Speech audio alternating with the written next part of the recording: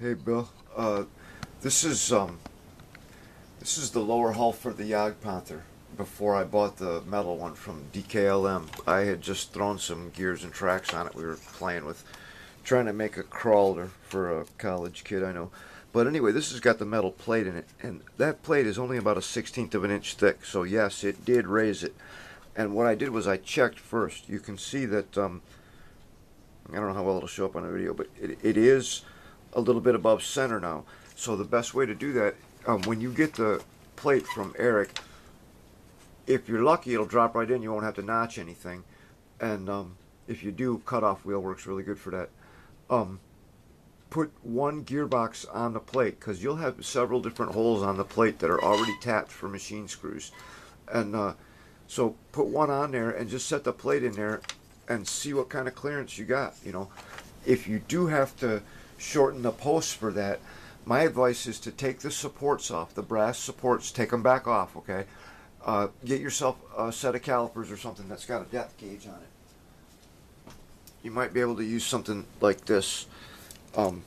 It's got a depth gauge on it, okay?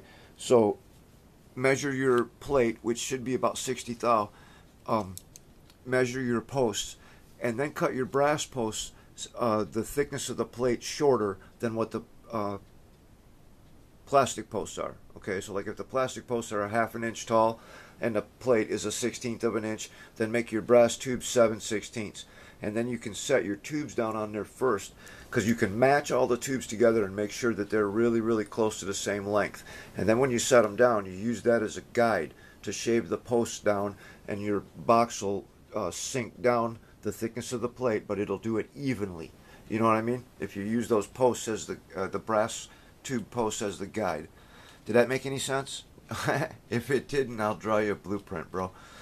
And while we're here, check this out. These are the ammo cans that came out of the inside of the half track that I'm going to put on the Walker Bulldog. Now, these are the ones that they already had in the rack, okay?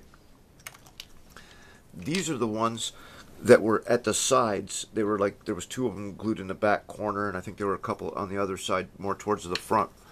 So I made a rack the exact same size as, well, it's a little taller in the front, but it's pretty much the same size as this one. It's the same width and it's the same length, okay?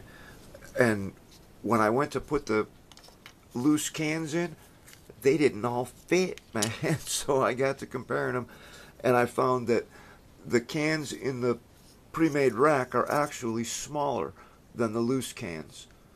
I don't know, I thought that was kind of interesting. And yes, that is what you think it is. It is under construction. I'm doing a build log. See you next time.